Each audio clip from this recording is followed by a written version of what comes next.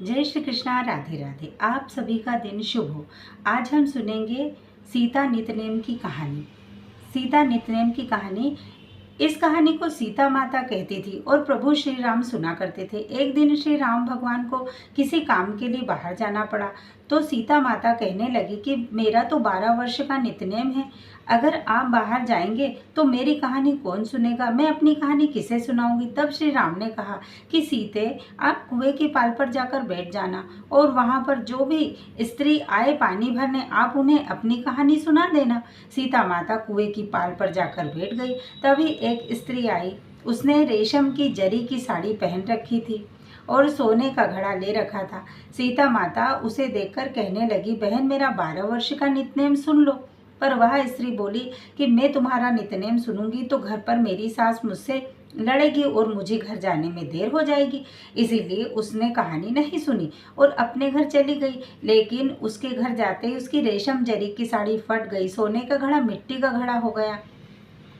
सासू ने देखा तो पूछा, अरे बहू, यह किसका दोष अपने सिर लगा लाई है। बहू बोली, माँ जी, कुएं की पाल पर एक औरत बैठी थी, उसने अपनी कहानी सुनने के लिए कहा, लेकिन मैंने कह दिया कि मुझे नहीं सुनना, मुझे घर जाने में देर हो जाएगी और फिर मेरी सास मुझसे झगड़ेगी। शायद उसी का यह फल मुझे मिला है। बहू की बातें सुनकर अगले दिन वही साड़ी और घड़ा लेकर सास कुएं की पाल पर गई। सास को वहीं पर सीता माता बैठी मिली।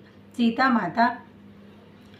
माता ने कहा, बहन मेरी कहानी सुन लीजिए। सासू बोली, एक बार छोड़, मैं तो 4 बार तेरी कहानी सुनूंगी। सीता माता बोली, राम आए लक्ष्मण आए, देश के पुजारी आए, नितनेम का नेम लाए, राम बैठो आओ राम, बैठो राम, तपी रसोई जीमो राम, माखन मिश्री खाओ राम, दूध बताशे पियो राम, सूत के पल का मोठो राम, शाल दुशाला पोठो राम, शाल दुशाला ओढ़ो राम, जब बोलो राम ही राम, राम संवारे सबके काम, खाली घर भंडार भरेंगे, सबका बेड़ा पार करेंगे। जय श्री राम, जय राम, जय जय राम। सासू बोली, वाह बहन, यह तो कहानी बहुत अच्छी है। कहानी सुनकर सासू घर चली गई और उसकी साड़ी फिर से रेशम जरी की बन गई। और सासू बोली, बहू तू दोष लगा कर आई थी और मैं दोष उतार कर आ रही हूँ। बहू ने पूछा कि माँ जी, वह कुएं वाली स्त्री कौन है। सासू ने बताया कि वह तो सीता माता थी, वह पुराने से नया कर देती है, खाली घर में भंडारे भर देती है, वह लक्ष्मी जी का वास घर में कर देती है और मनुष्य की जो भी इच्छा होती है सभी को पूर्ण कर देती। बहू बोली, माँ जी, फिर तो ऐसी कहानी मुझे भी सुना दो। सास बोली, ठीक है, तुम भी सुनो। फिर सास ने कहानी कहना शुरू किया। राम आए लक्ष्मण आए, देश के पुजारी आए, नित्य नेम का नेम लाए, आओ राम बैठो राम, तपी रसोई जीमो राम, माखन मिश्री खाओ राम, दूध बताशे पियो राम, सूत के पल का मोठो राम, शाल दुशाला पोठो राम, शाल दुशाला ओढ़ो राम, जब बोलो राम ही राम, राम संवारे सबके काम, खाली घर भंडार भरेंगे, सबका बेड़ा पार करेंगे, बोलो श्री राम, जय राम, जय जय राम। कहानी सुनकर बहू बोली, माँ जी, कहानी तो बहुत अच्छी लगी। सासू ने कहा, ठीक है, अब से हम इस कहानी को रोज किया करेंगे। अब सास बहू रोज सवेरे उठती, नहाती धोती और पूजा करने के बाद नित्नेम की सीता माता की कहानी कह दिया करती थी। उसके लिए पड़ोसन उसके यहाँ एक दिन एक पड़ोस की औरत आई और बोली, अरे बहन, मुझे थोड़ी सी आँच दे दो। तो बहू बोली कि आँच तो अभी हमने जलाई ही नहीं। पड़ोसन बोली, तो फिर तुम सुबह 4 बजे से उठकर क्या कर रही थी। तो उन्होंने कहा कि हम तो सुबह सुबह उठकर पूजा पाठ करते हैं, फिर सीता माता की नितनेम की कहानी कहते हैं। पड़ोसन ने उनकी बात सुनकर फिर कहा कि सीता माता की कहानी कहने से तुम्हें क्या मिला। तब वे दोनों बोली कि सीता माता की कहानी कहने से घर में भंडारे भर जाते हैं, सारे काम पूर्ण हो जाते हैं, मन की इच्छा भी पूरी होती है। पड़ोसन ने कहा, बहन अगर ऐसा है तो फिर मुझे भी कहानी सुना दो। तब बहू बोली कि ठीक है, तुम भी कहानी सुनो।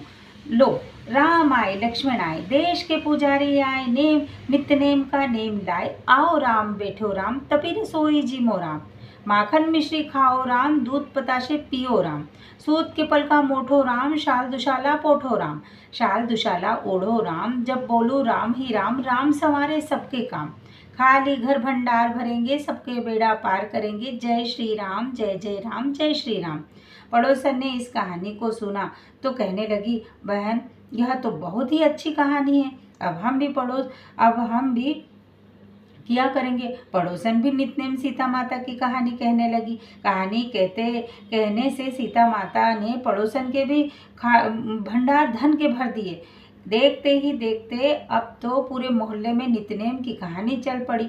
हर किसी की मनोकामना पूर्ण होने लगी थी। सीता माता जैसे आप उन सभी के भंडारे भरे, वैसे ही हमारे भी खाली भंडारे भरना। कहानी कहने वाले, सुनने वाले और हुंकार भरने वाले सबके भरना। जय श्री कृष्णा। राधे राधे। सभी बोलिए राधे राधे। भी भंडारे भरना। कहानी कहने वाले, सुनने वाले, हुंकारे भरने वाले सबके भरना। प्रेम से बोलिए सीता मैया की जय। अब सुनिए कार्तिक मास के ब्राह्मण दंपति और उनकी बहू और कार्तिक स्नान की कहानी। एक बार की बात है, एक नगर में एक ब्राह्मण और ब्राह्मणी रहते थे। वे रोजाना 7 कोस दूर गंगा स्नान करने जाते थे। इतनी दूर आने जाने से ब्राह्मणी थक जाती थी। एक दिन ब्राह्मणी बोली, काश हमारे घर पे बेटा होता तो कितना अच्छा होता। बेटे की बहू हम आते तो हमें घर वापस जाने पर बना हुआ भोजन मिलता और बहू घर का सारा काम भी कर देती। ब्राह्मणी की यह बात सुनकर ब्राह्मण देवता बोले, बात तो तुम सही कह रही हो, चलो आज मैं तुम्हारे लिए बहू ला ही देता हूँ। ब्राह्मणी बोली, वो कैसे?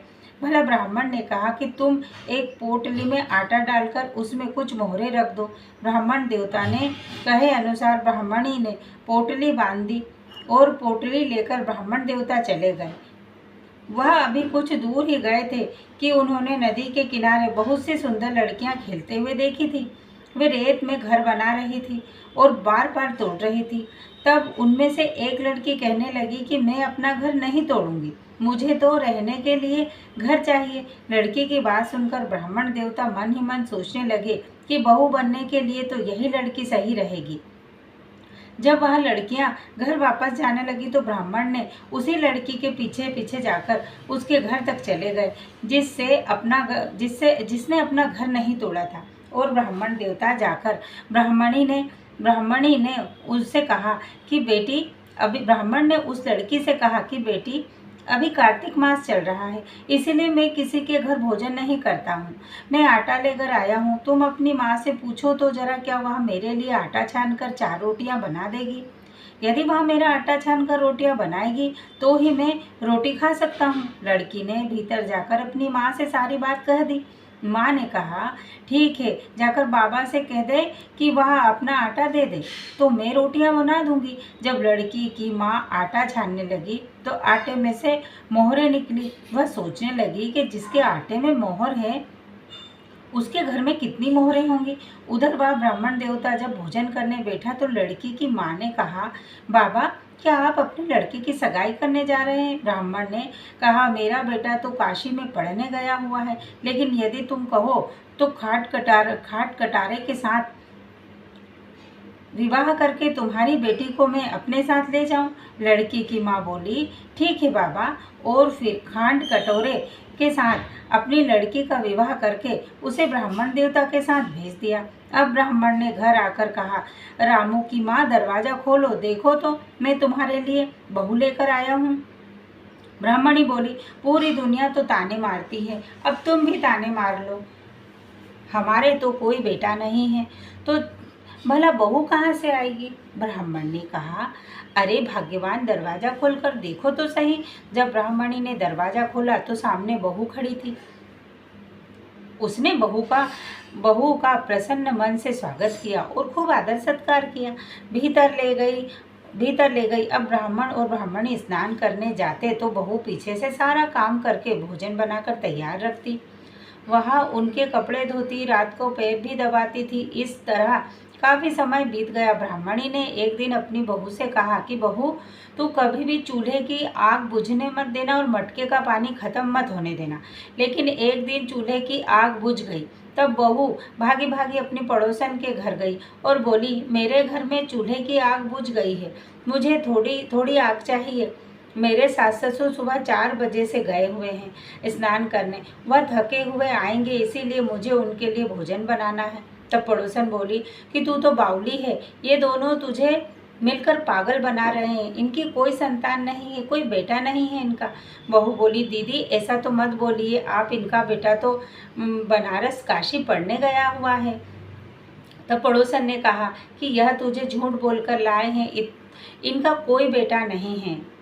अब की बार तो बहू पड़ोसन की बातों में ही आ गई और कहने लगी कि तब आप ही बताइए मैं क्या करूं। पड़ोसन ने कहा करना क्या है, जब तुम्हारे सास ससुर वापस आएंगे तो जली भुजी रोटियां बना देना, नमक की पतली दाल बनाकर दे देना, खीर का चम्मच दाल में और दाल का चम्मच खीर में डाल देना। अब तो बहू पड़ोसन की सारी सीख लेकर घर आ गई और जब उसके सास ससुर वापस घर आए तो आज ना तो उसने बहू ने उनका आदर सत्कार ही किया, उनके कपड़े धोए, यहाँ तक कि जब उसने अपनी सास ससुर को भोजन दिया तो सास बोली बहू आज यह रोटियां जली फूकी क्यों और दाल भी बिना नमक की है। तब बहू ने फट से जवाब दिया माँ जी एक दिन ऐसा खा लोगे तो कुछ नहीं बिगड़ेगा, मुझे तो सारी जिंदगी अलूना ही खाना है। खरी खोटी सुनाकर जब वह फिर से पड़ोस के पास गई और पड़ोसन के पास गई और बोली कि अब बताओ आगे क्या करना है, तो पड़ोसन बहुत चालाक थी, कहने लगी अब तुम सातों कोठों की चाबी मांग लेना। और अगले दिन जब ब्राह्मण ब्राह्मणी स्नान करने के लिए जाने लगे, बहू ने जिद करी, बोली मुझे तो सातों कोठों की चाबी चाहिए। तब ससुर ने ब्राह्मणी से कहा इसे चाबी दे दो, आज नहीं तो कल इसे ही तो देना है, सब इसी का है। सास ने बहू को सातों कोठों की चाबी दे दी और वह ब्राह्मण दंपति स्नान करने के लिए चले गए। उनके जाने के बाद जब बहू ने दरवाज़ा खोला तो देखा किसी में अन्न भरा है, किसी में धन भरा है और किसी कोठे में बर्तन भरे हैं। जब उसने सबसे ऊपर का 7वां कोठा खोल के देखा तो शिवजी, माता पार्वती, गणेश जी, लक्ष्मी माता, पीपल पथवारी, कार्तिक के ठाकुर, राई दामोदर, तुलसी का बिड़ला, गंगा यमुना और 33 कोटि देवी देवता विराजमान थे। और वहीं पर एक लड़का चंदन की चौकी पर बैठा माला जप रहा था। यह सब देखकर वह हैरान रह गई। उसने उस लड़के से पूछा तुम कौन हो? तब वो लड़का बोला मैं तो तेरा पति हूँ, अभी दरवाजा बंद कर दे, जब मेरे माता पिता आएंगे तब तुम दरवाजा खोलना। यह सब देखकर बहू तो बहुत खुश हुई, 16 श्रृंगार करके वस्त्र पहनकर अपने सास ससुर की प्रतीक्षा करने लगी। उसने आज अपने सास ससुर के लिए खूब अच्छे अच्छे पकवान बनाए। जब उसके सास ससुर घर वापस आए तो उनके आदर सत्कार करने लगी और प्रेम पूर्वक भोजन कराया। फिर पैर दबाने लगी। पैर दबाते दबाते बहू ने कहा माँ जी आप इतनी दूर नहाने गंगा जी स्नान करने जाती हैं तो थक जाते होंगे, इसीलिए आप घर पर ही स्नान क्यों नहीं कर लेती? यह सुनकर सास बोली बेटी गंगा जमुना घर पर तो नहीं बहती है। तब उसने कहा हाँ माँ जी बहती तो नहीं बहती है, पर चलिए मैं आपको दिखाती हूँ। जब बहू ने 7वां कोठा खोल कर देखा तो उसमें शिव जी, पार्वती जी, गणेश जी, लक्ष्मी जी, पीपल पथवारी, कार्तिक के ठाकुर, राई दामोदर, तुलसी का बिड़ला और गंगा यमुना बह रहे थे। साथ ही 33 कोटि देवी देवता भी विराजमान थे और वही चौकी पर बैठा एक लड़का माला जप रहा था। माँ ने देखा तो पूछा बेटा तू कौन है? लड़का बोला माँ जी मैं ही तो तुम्हारा बेटा हूँ। तब ब्राह्मणी ने पूछा कि तू कहाँ से आया? लड़के ने उत्तर दिया माँ जी मुझे कार्तिक के देवता ने भेजा है। ब्राह्मणी ने कहा बेटा भला यह दुनिया कैसे मानेगी कि तू मेरा बेटा है? तब ब्राह्मणी ने कुछ विद्वान पंडितों से सहायता मांगी। पंडितों ने कहा कि इस पार बहू बेटा खड़े हो जाएं और उस पार ब्राह्मणी खड़ी हो जाए। ब्राह्मणी ने चमड़े की अंगिया पहनी और छाती में से दूध की धार निकलकर अगर बेटे की दाढ़ी मूंछ भीग जाए और पवन पानी से गठजोड़ बंधे तब मान लेना कि यह बुढ़िया का ही बेटा है। तब उसने ऐसा ही किया। ब्राह्मणी की चमड़े की अंगिया फट गई और उनकी छाती में से दूध की धार निकलकर बेटे की दाढ़ी मूंछ भीग गई। पवन पानी से बहू बेटे का गठजोड़ बन गया।